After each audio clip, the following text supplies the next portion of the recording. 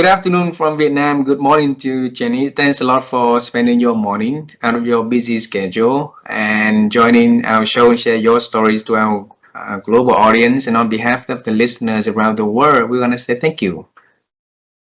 Oh, it's my absolute pleasure. These conversations are vital, and I so enjoy having them. So thank you for having me. Thank you.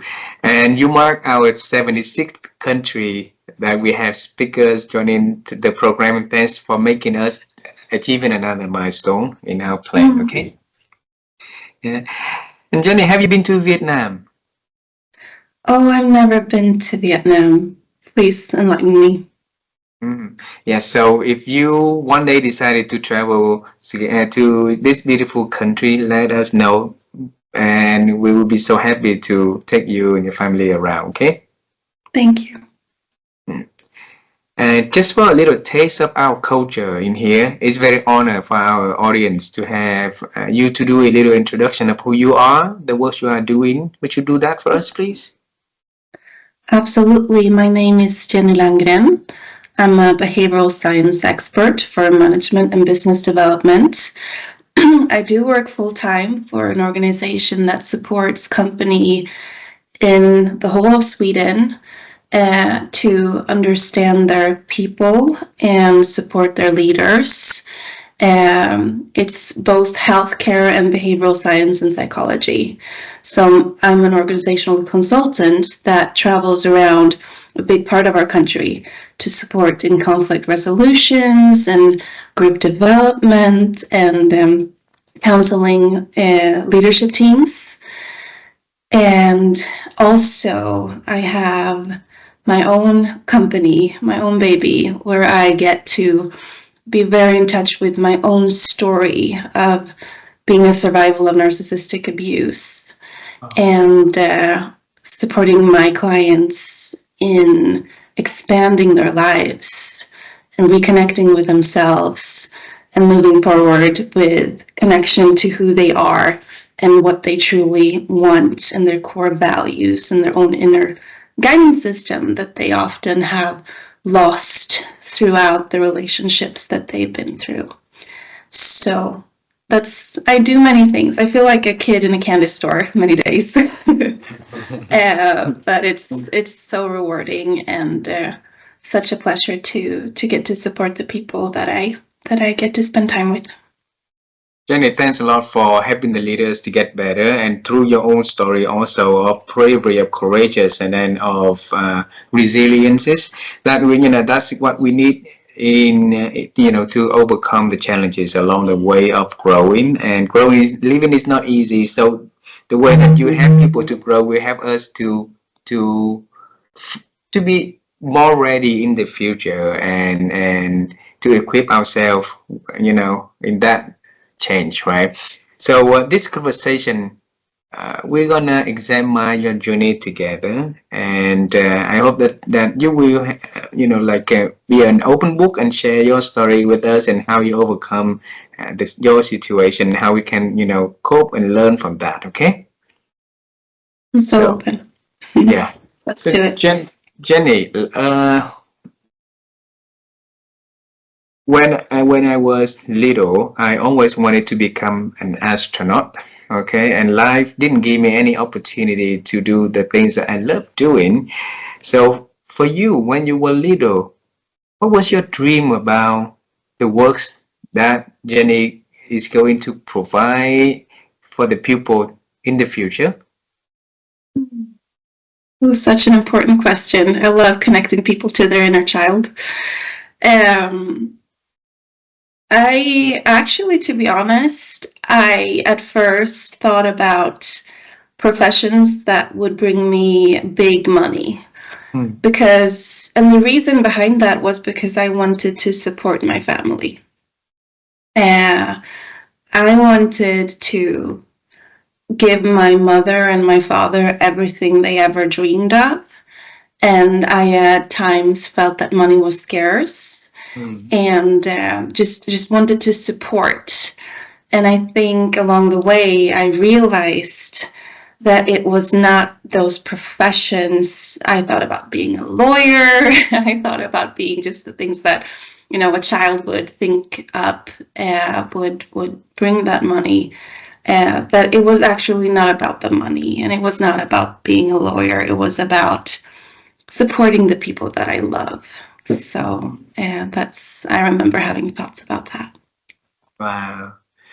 And now you are supporting people that you love doing, working with so they can get better, right? So on the journey of growing, how did you connect that dot from the dream that you have into the work you are doing? Can you share with us that journey? Absolutely. Actually, when I was going through high school, I felt a really strong draw, a really strong connection to understanding people and to understanding especially people in destructive cults. Mm. And I remember on my spare time that I would read up just on what really happens when people disconnect from themselves, like what really happens when people give their power away. And actually I came to a point of understanding that I was very close myself to being part of that situation. And this was kind of my subconscious protecting me and wanting me to figure that situation out. Mm. And I've been spared from many things, from being curious and wanting to understand leadership in particular, because there are leaders in this world who will be driven by status, power, and will disconnect people from themselves to gain power over them. And this sprung me into the curiosity of understanding the leaders who really, truly, genuinely support people to do the opposite, to connect with themselves, to love themselves more, to understand themselves more deeply so that they can be free, to be themselves, to contribute to the world in their unique color and their unique space. And this sprung me into just the fascination of leadership and the influence of leadership that I get to work with today. You mentioned that you were interested to know about this destructive codes, right? Yes. Why you had that interest at the beginning? Yeah, I was in a situation at the time where people presented a worldview that was very black and white. And there's something about this black and white, there's a right, there's a wrong. We have all the answers, just stick with us. Everything will be figured out for you. That could provide you with a sense of safety and security, because the unknown will always trigger us into feeling a little anxious. And so there was this community very close to my home that would offer that. And in time, I grew to just let go of the duality of it and open up to more curiosity and more understanding for just the wholeness of things, and appreciating different experiences and different views on matters. So, what triggered you to have that curiosity to get out of that? Oh, you're asking all the right questions. I think I've always loved growing. If there is a right answer for every question, and if that answer is outside of me, what do I really have to contribute to the situation? So I think it's just in my nature, and I think it's in every human being's nature, to grow. That's healthy. Like, that's how we are. When we are in our highest self, we are growing, we are expanding, we're claiming our space, and that's never in conflict with anyone else. That's not someone else's space that we're claiming, that's our own.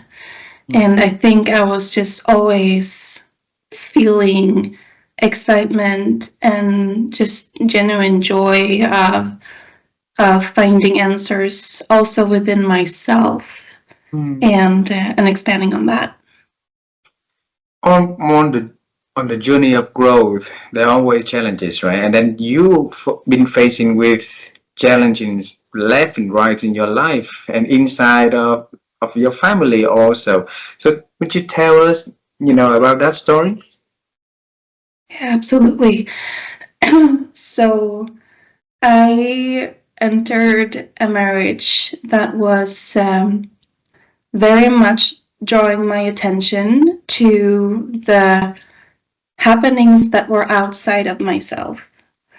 And this is part of manipulation, that things will be thrown at you out of the blue, so that you will be focused not on your own feelings or your own inner guiding system, but on how other people are acting, how other people are behaving.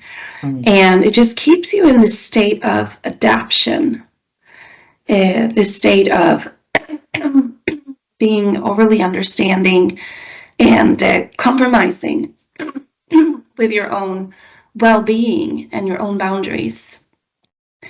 And it came to a point of burnout for me.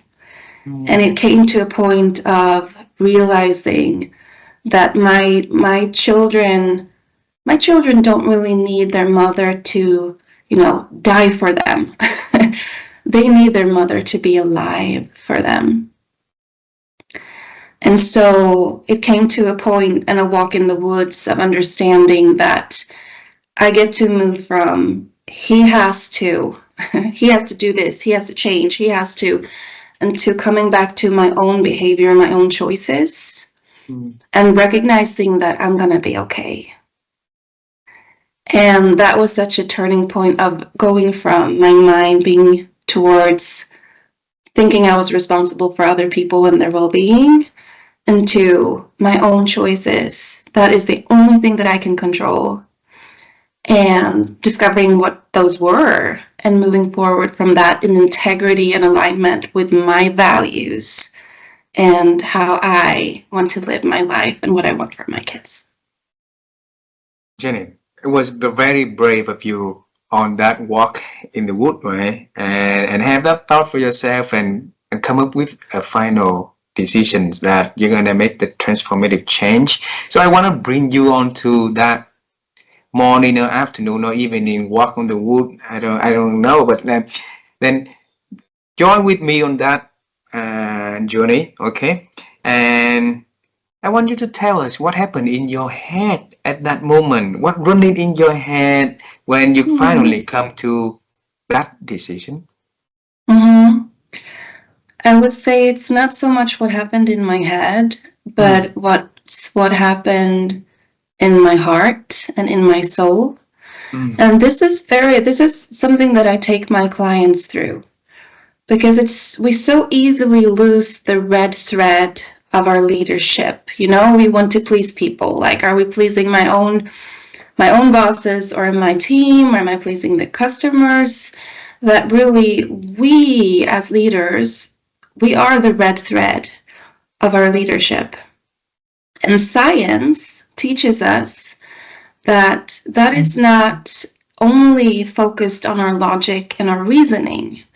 I was very much stuck in my head, wanting to do the right thing. What's right, what's wrong, what's black, what's white, what's good, what's bad.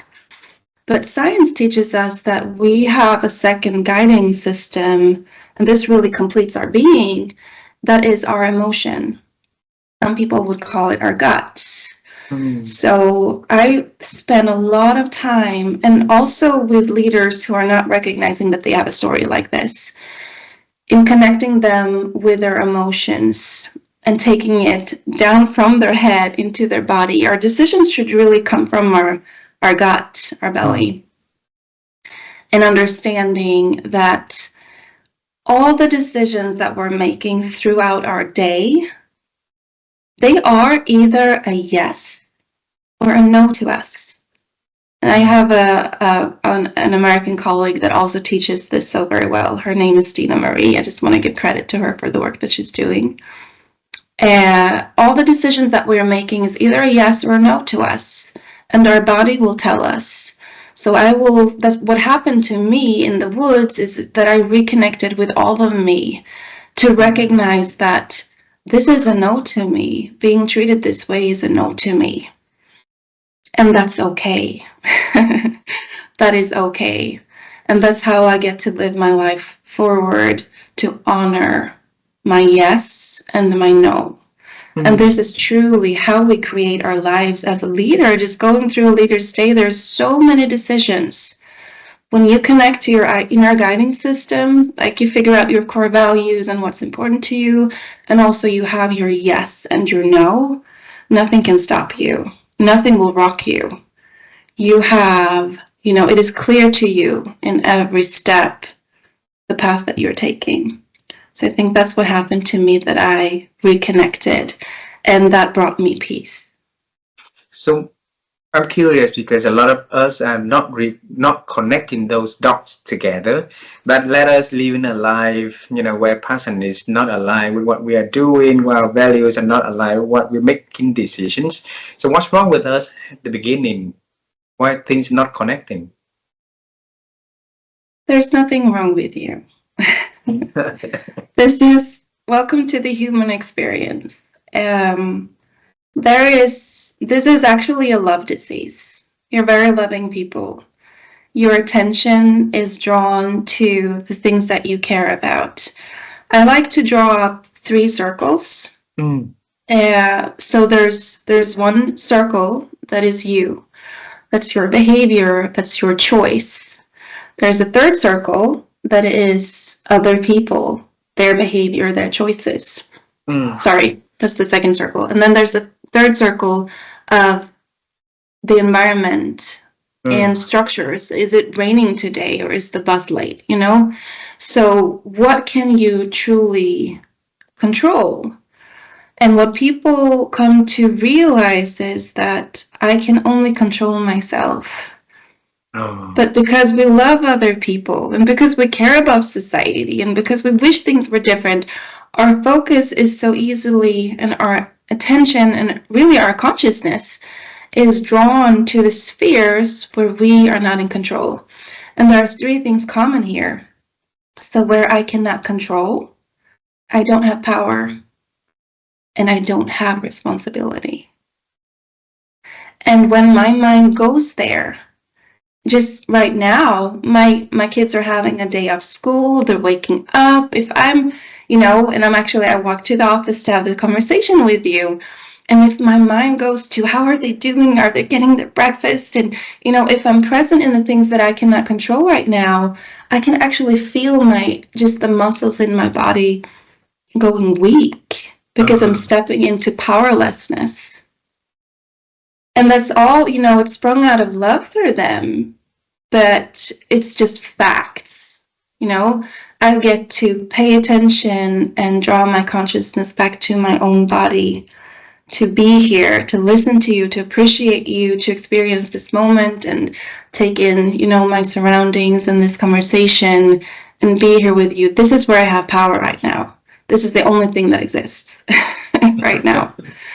And I think when our mind goes other places, it's just because we care, but we get to see what will really create that outcome that we seek. And it is truly being present in this moment and the choices that I can step into right now where I do have power. Makes sense?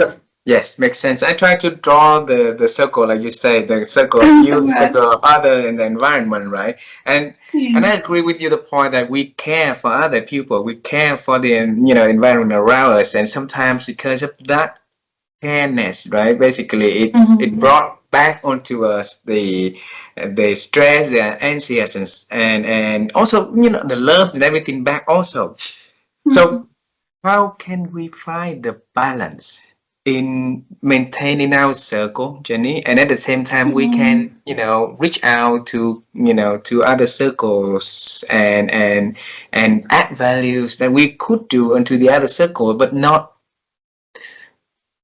to the point that it stresses us. Mm-hmm. I would use the phrase that Linda Vetras-Nichols, another brilliant clarity coach, uses, and it's like Husband of stay in Terry, your. right? Yes, And the it's wife of Terry's Terry, wife. yeah, yeah, Oh, yeah, yeah. they're such a power couple. I love them. Um, It's staying on your side of the fence. mm, And this is where, so my expertise is very much in communication and communicative leadership. You get to observe, you get to notice, you get to care, and then you stay on your side of the fence and you communicate, you express what you see, what you think, you use your voice, you express your own needs. And really, that's the magic of collaboration. When you are being truly you, honestly, authentically you, and you allow people to play the leading role in their own lives. This is so important. This is coaching, You get to allow people to be who they are, where they are. And it's very respectful to let them go, to play the leading role of their own lives so that you can have the leading role of your own life. And that's where that magic of the conversations happen, when you are authentically you and allow people to be who they are, and you have that juicy culture of everyone coming with their own vibration and their own color, and that's when we really pop. well, Jenny, with that being said, that there has to be a fence there, right? Yep. But sometimes we forgot to build that fence. Sometimes we forgot the existence of that the fence. And sometimes people do the same thing too. They forgot about the fence and they jump into our lives with advice, with guidance, and then and those advice and guidance becoming not helpful but hurtful for us in terms of letting us be taking the lead on our life, right? So Mm-hmm. the question is, when do I know that I need to, realize that I forgot about the fence and I need to respect, I need to stay on this side of my fence to have people Mm-hmm. having the freedom to do whatever they want outside of that fence? Mm. That really makes this conversation come full circle, Mm, because at the beginning we spoke about our yes and our no.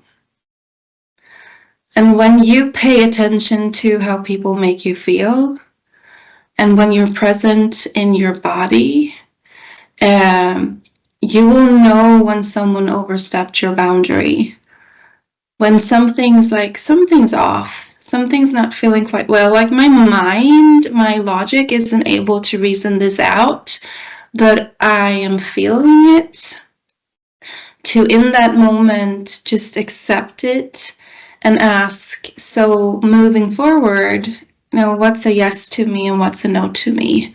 mm, And I have a lot of sessions with managers and also CEOs handling manipulation and the communication that is not really driven from a place of connection and empathy and togetherness. It's coming from another place, and you just get to recognize people for who they are.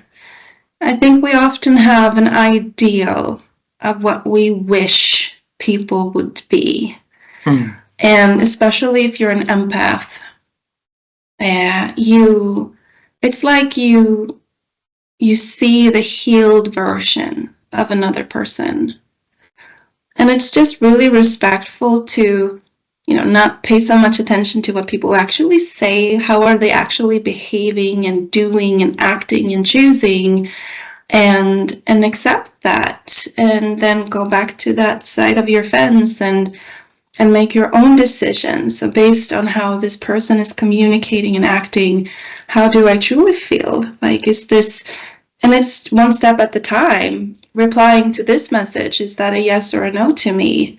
Or even like replying to this section in this message, is that a yes or a no to me? And what we answer to will grow. What you mean by that? It means that what we allow in our lives is going to claim that space.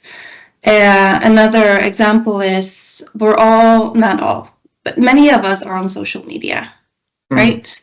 So we have this flow of messages and information just coming at us, and the algorithms work that way. Then even if things are coming our way that are not helpful, we don't agree, that's not healthy, you know, if I respond to that message, if I engage, the algorithm is going to show that message to me even more. So I get to pay attention. It's the exact same thing in communication, that what I pay attention to and what I engage with will grow. And this is really for our benefit, that I can choose. I can make the choice of, you know, what do I want to grow in my life? Change is about focusing on the new. I choose what I want to claim and what I want to grow. That's why, you know, we let our clients know to make a pleasure list, that also Linda Vetras Nichols speaks of, and just have their focus shift to what they want more of. So it's like rewiring our algorithm, rewiring the brain and the thought that come in through our life, right? Because if we, to what I understand, if we keep thinking, then we are drawn to our life more same information, and then the algorithm will work its way to attract more of that information into our life, right? Yeah. So what is a baby step I can take, and the audience can take, Jenny, to start rewriting that algorithm in our life? Let's see. You can reconnect with joy. You can reconnect with pleasure. You have this. Okay, it's so easy to dive into theory. Like just put a blank page on your refrigerator and write down the things that bring you joy. Write down the things that are pleasurable to you. And very likely to many people, if I would ask you to do this for your partner or your child or your best friend, you would write down that list so quickly. The thing is, we're not very used to being present with our own pleasure and what we, you know, value in life. So you get to write that list, and even if it doesn't come straight away, maybe you love taking walks in the woods, or, well, I do like to light a candle and take that bath, or I do like to make that phone call to my friend who I haven't talked to in a long time. But you keep staying there. You keep allowing that to fill your mind and just let that list grow. And what happens is that becomes your new neural pathway. That becomes the thing that is a second nature to you, and the thing that you actually schedule in your calendar first. Before you go to all of the, you know, other requests and the expectations of you, you open up and it's like, how can I get my joys in here? How can I get the things that just nourish me from the inside? Like, how can I get this in here first? And then you know when you're open to, you know, help out a friend to move that couch or attend that meeting.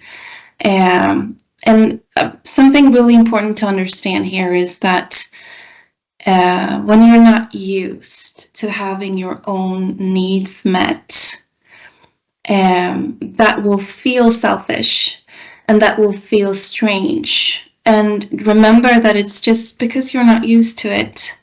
That's part of the expansion of claiming your space. You're not claiming anyone else's space, and no one else can claim your space in this world for you. If you don't take it, then the world is missing out on you. So that's just a feeling of you just not being used to it, and it's anxious sometimes to make that expansion. Do it anyway, and keep doing it, and trust that the peace, the calm, the rest, the nourishment is on the other side of that fear. And it does become a part of you and a second nature, so that you can, live from your own power and use your voice and show up authentically in this world, feeling really good and confident and comfortable. Wow. We know the benefits of that, right? We know that we can think well for other people when speaking about doing, thinking well about ourselves and our the thing that we're doing good at. We're not, like you said earlier, we're not equipped to do so, and I want to know why is that so hard for me or for other people to start running something good about us, saying something nice about us, or bring something joyful into our lives, but easy for us to do it for other people. I think we're just not used to it, and we get to be part of creating that culture and freeing ourselves, and trust that we can never only free ourselves without also freeing other people. And it comes from generational trauma, and just it's just habits. Like it's reactions to things that our parents and our grandparents had. Like they struggled to claim their space, and so they're passing forward a lot of triggers and trauma, and like, sure, there's a reason behind it, but just remember that whenever you accept yourself the way that you are, you're actually granting other people to accept themselves as well. We can never give ourselves permission to claim that space without also encouraging other people to be who they are and accept themselves as well.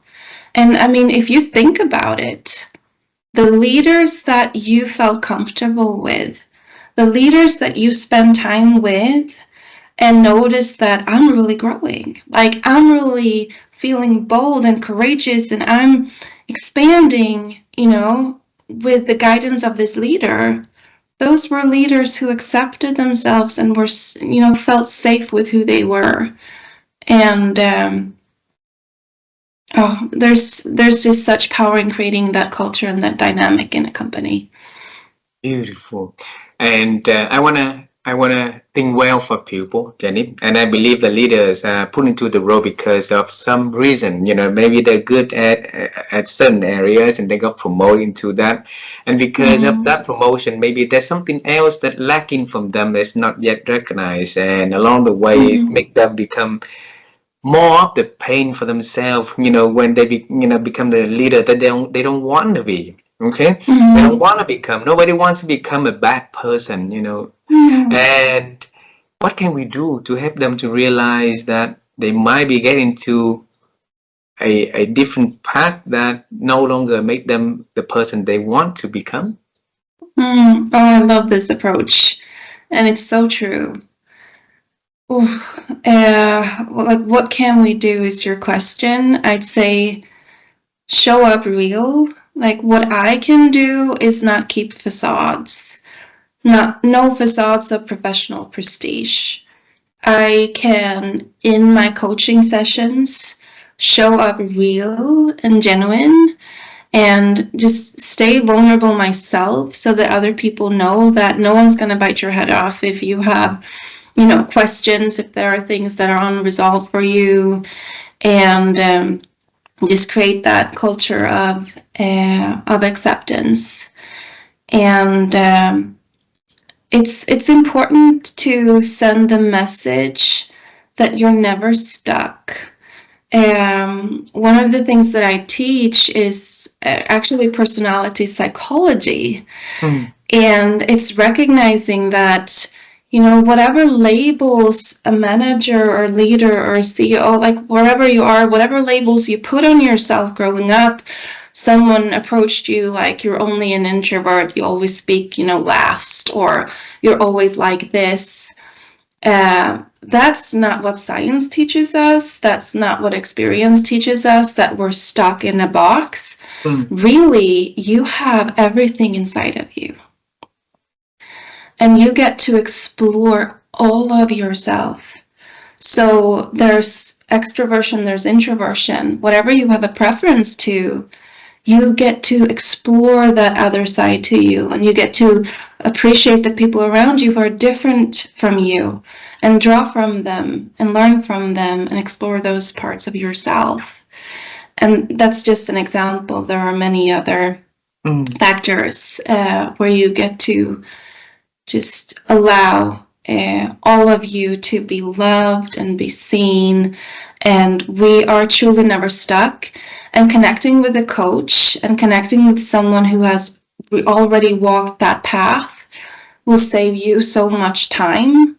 And if you have that possibility, that opportunity for people around you to connect with them who are already doing that inner work to encourage you to do your own, I would strongly recommend you to just take that chance and be open to where that can get you. So if our listeners would like to reach out to you and have your coaching session with you, how could they connect with you, Jenny?